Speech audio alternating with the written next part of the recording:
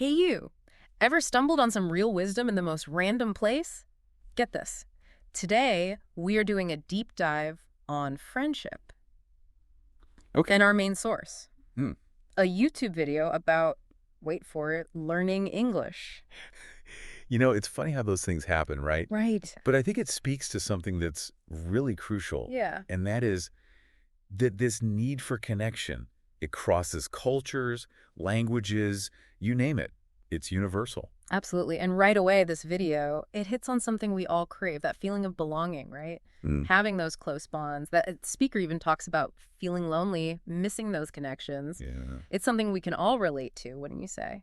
Absolutely. And what's interesting is that they actually tie that back to our history, Oh, really? evolutionary theory, right? Like friendships have helped us survive throughout time. Oh. If you think about it, protection, emotional support, sharing resources, like Yeah. it's hardwired into us. It's true. So even now, here we are, we're surrounded by people, but this ancient part of our brains is still craving those genuine bonds.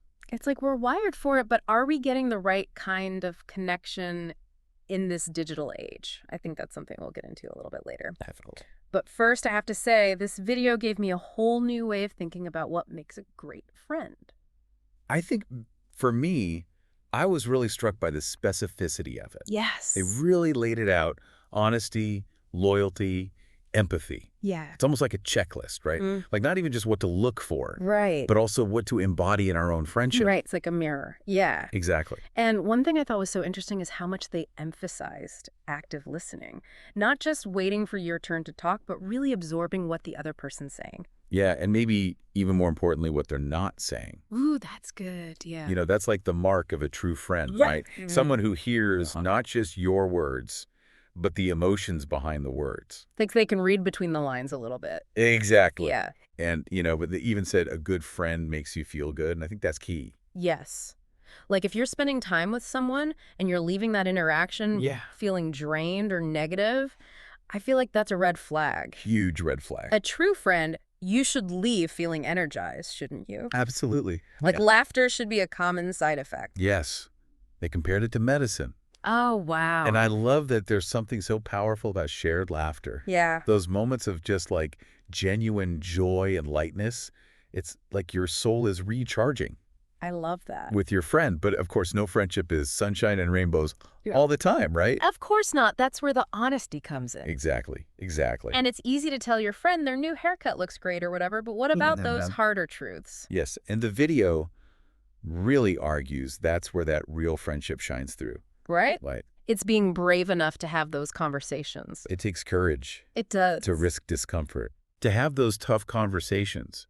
But a true friend prioritizes your growth over just fleeting harmony. It's almost like mutual respect, even when you're disagreeing. Yes, 100%. And that takes empathy, which they also highlighted. Yes. Being able to see it from your friend's point of view, step into their shoes. Step into their shoes. It's like you're building a bridge instead of shouting across a divide. Precisely. And that bridge creates a safe space for vulnerability, Yes. which the video also talks about as being so essential Yes. for a strong friendship. Now, here's where the video kind of took a turn I wasn't really expecting. Okay. It dives into the difference between these old-time friendships Interesting. versus how friendships work for the, quote, new generation, end quote. Okay. It's almost like the rules of the game have completely changed, wouldn't you say?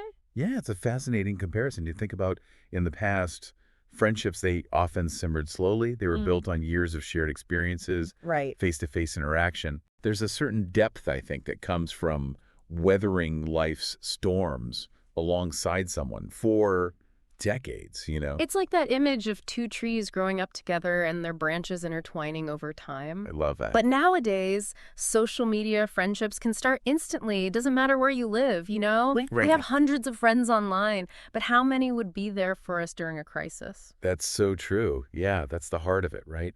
And the video even says that, technology, Yeah, amazing as it is, it can be a double-edged sword totally. when it comes to real connection. On one hand, we can connect with people all over the world, like find communities we never would have known existed. Right. Like there's this superpower of social media that I think sometimes we don't even realize to bring people together Absolutely. who have these shared passions. Totally. But the video doesn't shy away from the downsides either. Right.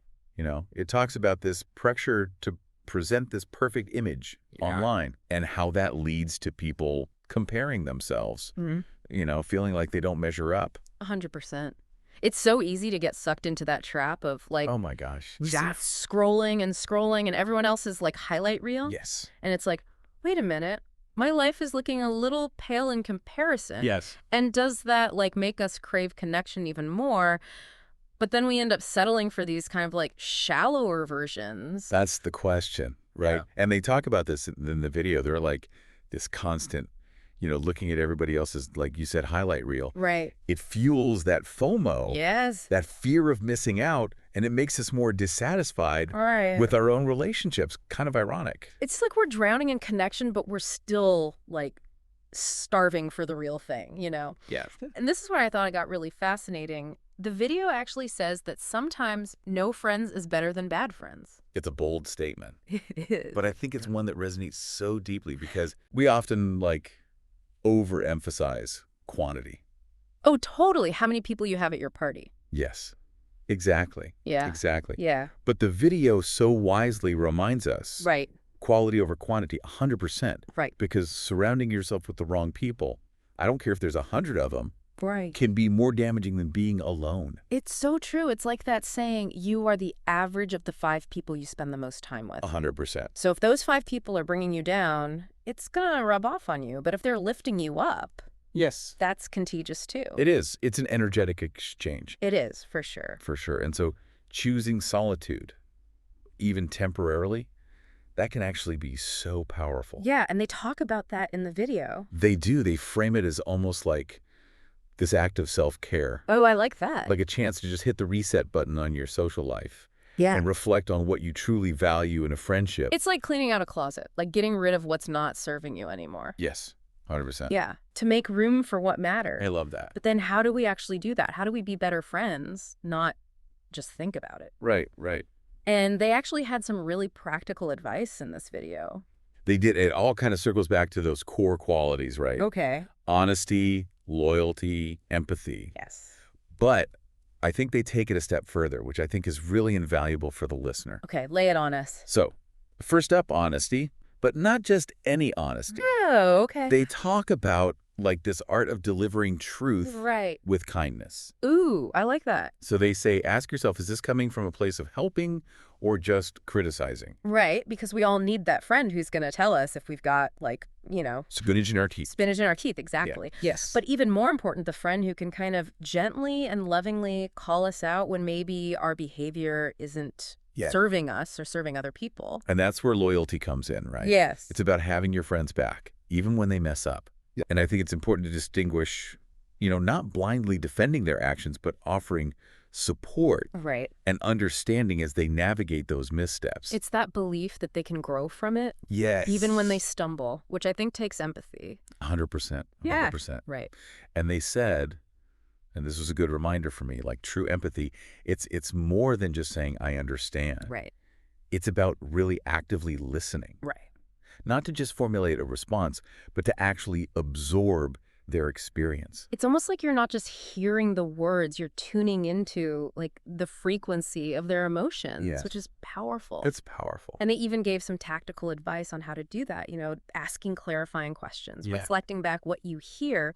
It's like you said, holding up that mirror. So Yes. they really feel seen. So they feel seen and not alone, which I think sometimes is even more valuable than Right. any advice that we could give. For sure. But speaking of advice, they make this really interesting distinction between offering help Yeah.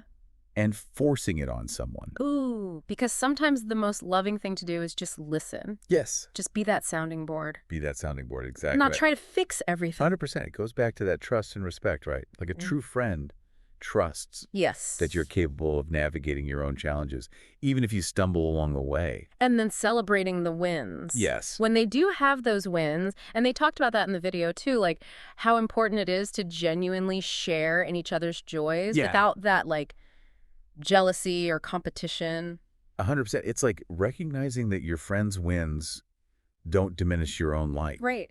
Like their success can actually be a source of inspiration, Totally. a reminder that anything is possible. It's like we're meant to rise together, Yes. not try to, like, I don't know, outshine each other or whatever. I love that. Now, before we wrap up this friendship deep dive, I want to circle back to something you were talking about earlier about how these relationships, they change over time. It's like friendships have seasons. They do. They do. Right. And just like with the seasons, there are going to be periods of growth, Right. dormancy, even storms Yeah. that threaten to uproot the connection. Right. Like, it's not always going to be easy. Exactly. Exactly. But it doesn't mean that it's the end. Does mean it's the end. It's like that saying, friends are the family you choose. 100%. And just like with family, Yeah. some relationships just take more work. More effort. Right.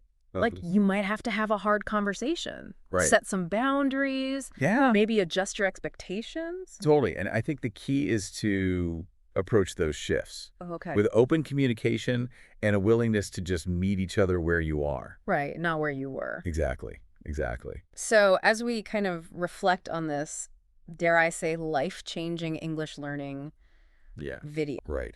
Who knew? What would you say is the biggest takeaway for our listeners? You know, for me, I think it's this. Friendships, like anything else, like any living thing, they require care and attention They do. to thrive, you know? Yes. Honesty, empathy, that willingness to show up authentically, even when it's uncomfortable. Right. Don't be afraid to nurture those connections that really matter, but also Yes. to release the ones that no longer serve you. It's true. I love that. And it's a good reminder that we actually have more control We do. over our social landscape than we think. Like, we get to choose who we let into our lives, 100%. who we share our energy with, Yes. who we give our time to. Absolutely. Couldn't agree more. And those choices, as small as they may seem, they really do have the power to shape our lives. They do, in really profound ways. Well said. Well, on that note, I think we've given our listeners plenty to think about today. Lots to ponder. Until next time, remember to keep those conversations flowing. Keep nurturing those connections and keep diving deep into the fascinating world of human relationships. Absolutely. See you next time.